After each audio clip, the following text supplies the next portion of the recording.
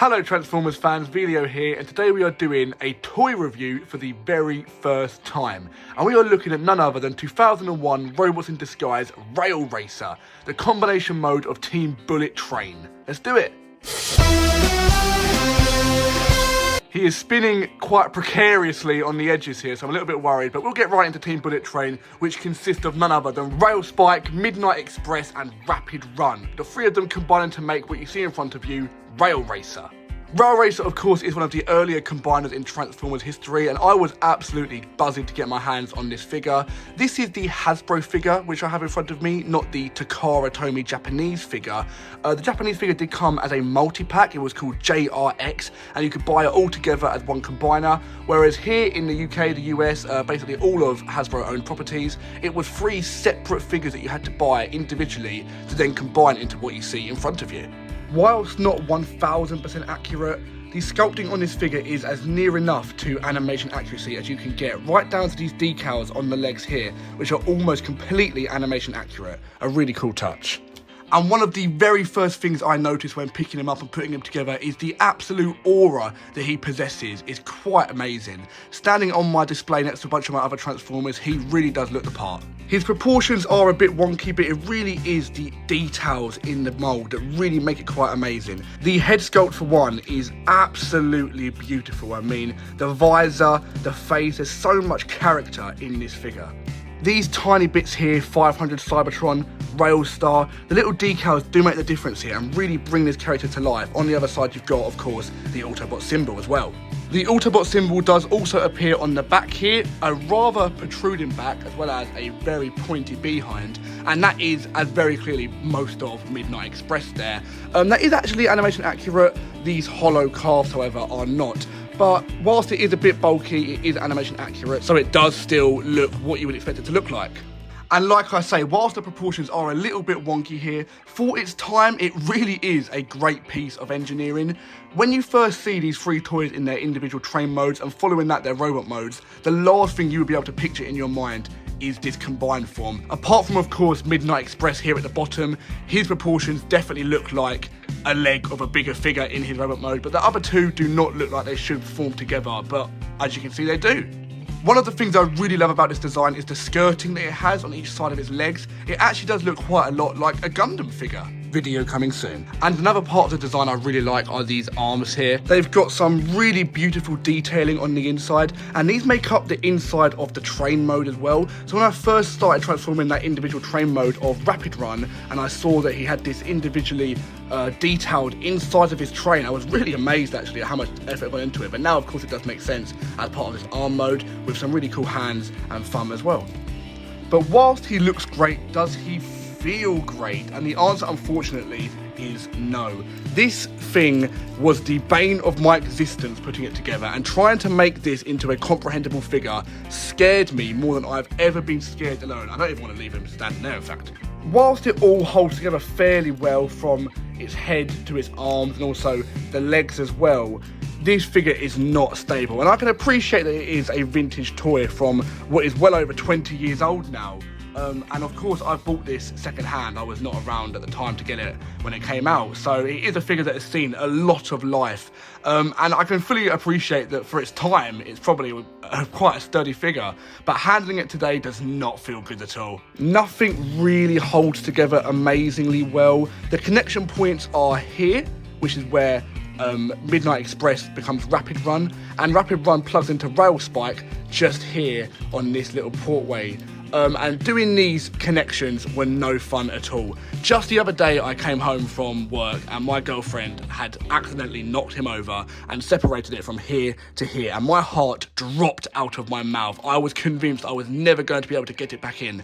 As you can see, I have been able to do that, but my Jove, it was quite the fright. But that was absolutely nothing in comparison to the connection point right here.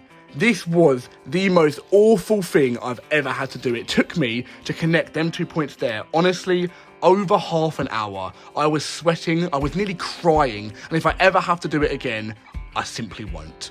And that is why the art of transforming this figure in all of its glory is not an art, but instead a brutal war that you have to put yourself through. But before we get onto that, let's talk about the posability of this figure. And once again, I must say, I can fully appreciate this figure is over 20 years old, at a time when a lot of figures didn't have great articulation anyway, but this figure especially is very limited, which in truth is what you would expect from a combiner. There's no movement at all on the head other than lifting it up. However, that does reveal a big gap here, because that is actually part of the transformation, and it shouldn't actually, of course, be going up. You can do it that if you want to, though.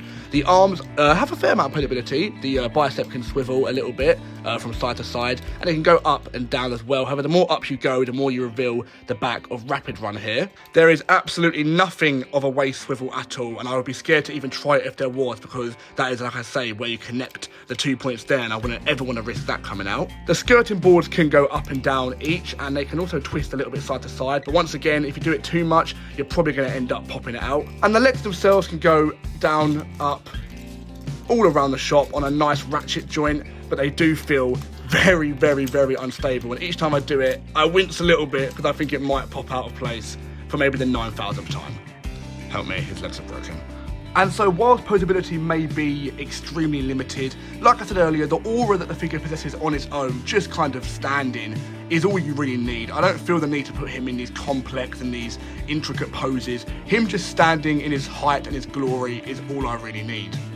And with that being said, the structure of the combined figure is a million times better than the structure of the figures alone. I would be so happy to transform this guy and show you all his individual free modes and all of their articulation and how fragile they are, except for the fact that I feel like if I do it, I will A, never be able to combine them again, and B, break every single piece. But here's a photo of it before I do put it together just for reference. The free train modes altogether look really, really cool, to be fair, and I would love another copy to have them like that. However, my wallet does have a limit and it isn't worth the money it will cost. But whilst those free train modes look really, really cool, the figures don't look as great. The proportions aren't amazing. Although I do have to say the head sculpts on each figure are really, really good. Unfortunately, my Rapid Run, its head just would not go up, and I am honestly so grateful that his head did not require being up for some reason to combine them, because I would not be able to do it. Every time I tried to raise his head from the latch it was in, it popped off over and over and over again. And that is one of the many reasons why I am never taking this guy out of his combined mode for the rest of my life. The free figures were so flimsy, and when I was transforming it, I really was honestly terrified. Every single step felt like I was breaking the toy. It felt like I was moving it in a way it should not be moved. And I'm so happy I managed to get it into this combined mode, because honestly, it does look great. Once he was in his combined mode, he was never ever leaving. I set that pact with myself, and I'm standing by it. I would love to show you guys, I'm very sorry, but it honestly is not worth the pain and the stress, and probably the breakage that I will go through. Even handling him now, I do feel like he could break at any moment, so I'm trying to be extra careful as I show you guys each part of him. But he has got a really high amount of detail. I mean, all the way down to the legs, there's that glossy kind of paint that goes over it that all these years later still holds up really well. Design-wise, I can't fault him at all. He looks great. He's got the Max Cybertron detail there. He really does look amazing. It's just a shame that he feels so scary to hold and play around with. A lot of the fun in toys is messing around with them, playing around with them, transforming them a couple of times back and forth.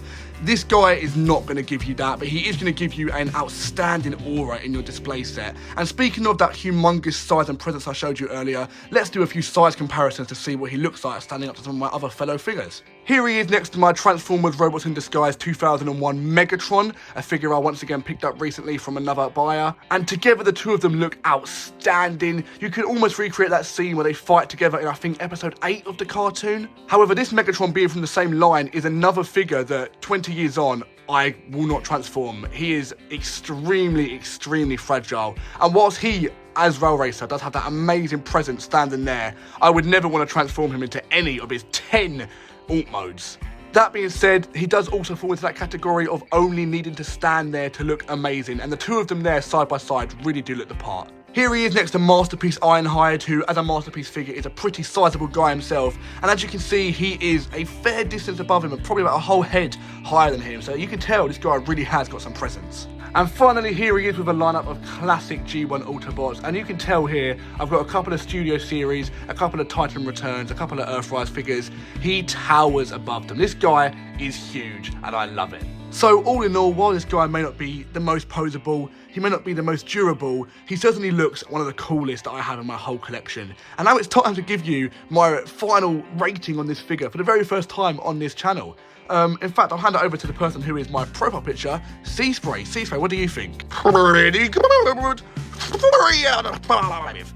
Well, there you heard it. A 3 out of 5 from C-Spray. All 3 points can go to his design, of course, and the 2 points missing only come down to his articulation and his durability. But for a figure that's 20 years old, I really can't complain, and I'm so happy with him. If you can find him for a cheap price, like I found him for, kind of, then I would really recommend going for him, but please be careful. I hope you did enjoy this review, guys. My very first one, I really had a blast doing it. Thanks so much for coming and checking it out. I hope you did enjoy it. If so, do feel free to subscribe and like as well, and also comment below what figure do you want to see me review next. I'll be doing a few reviews here and there, as well as my normal content, but it will all be Transformers. I hope to see you guys around soon for another video.